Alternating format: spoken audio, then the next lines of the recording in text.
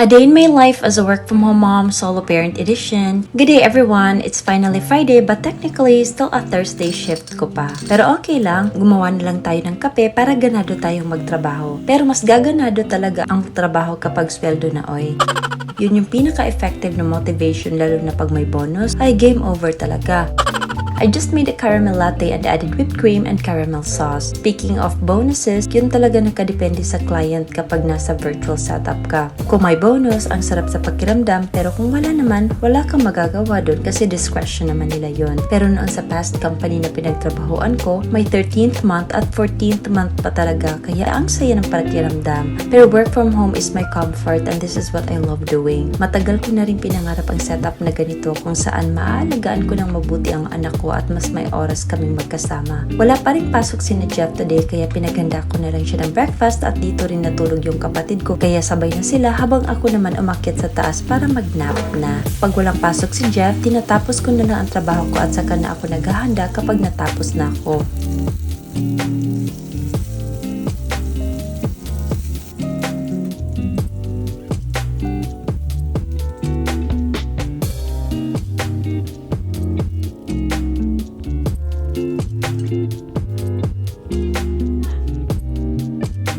After ko mag-nap ay umalis na pala yung kapatid ko kaya dumiretso na lang ako sa kusina at gumawa ng lunch namin ni Jeff. I just seasoned the shrimp na nilinis ko and seared it in a pan. Simula nang may tip na ako para malaman kung paano gamitin ng maayos ang pan, nagaganahan na akong gamitin ito madalas kasi may strategy na ako para hindi ito mangitim. Dapat low heat lang talaga.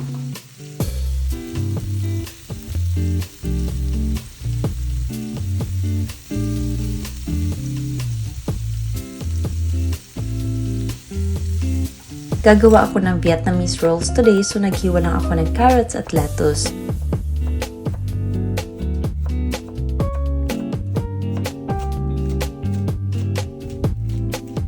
Yung carrots, sinote ko muna. And in the same pan, nagsote rin ako ng onion, garlic at red bell pepper para sa lunch ni Jeff. Gagawa lang ako ng shrimp stir fry para sa kanya kasi alam kong hindi siya kakain itong Vietnamese rolls dahil maraming gulay. Ito ang gagamitin kong wrapper para dito at minasa ko lang ito sa tubig and arrange the vermicelli noodles na nilagay ko sa mainit na tubig para maluto, then carrots at lettuce at nilagay ko na rin ang shrimp and rolled it like this. Dapat ma-arrange mo siya on time para hindi magdikit masyado ang wrapper. After that, I also made a banana watermelon smoothie for us and then plated our lunch na iba-iba.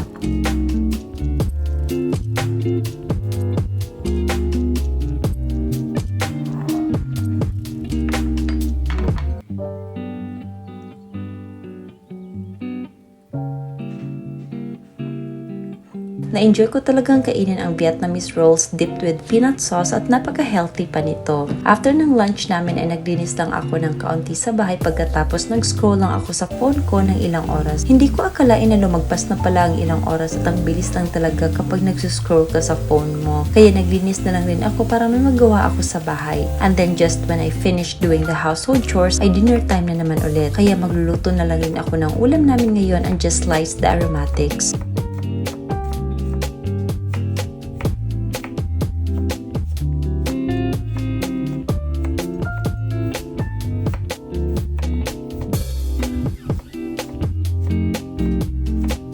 I fried the carrots and potatoes first para maganda yung texture niya and then saute the aromatics. Sinunod ko na ang chicken liver at gizzard hanggang sa mag-half cook ito at nilagyan ng Sprite and soy sauce and just simmer it until mag-reduce yung sabaw. Tinimplahan ko na rin ito ng pepper kasi maalat na naman ang soy sauce and also added tomato sauce para lumapot yung sabaw. Hindi ko na nilagyan ng sugar dahil matamis na naman yung Sprite. Nagprito rin ako ng isda na danggit for the side dish at may nagtatanong nga sa akin kung nauubos ba namin yung kinakain namin. Minsan hindi nauubos pero most of the time nauubos talaga kasi less lang ako kumain ng rice and more on ulam talaga. Siguro mga half cup of rice lang ang kinakain ko a day pero kapag may bisita o salo-salo, nakakatatlong cups talaga ako.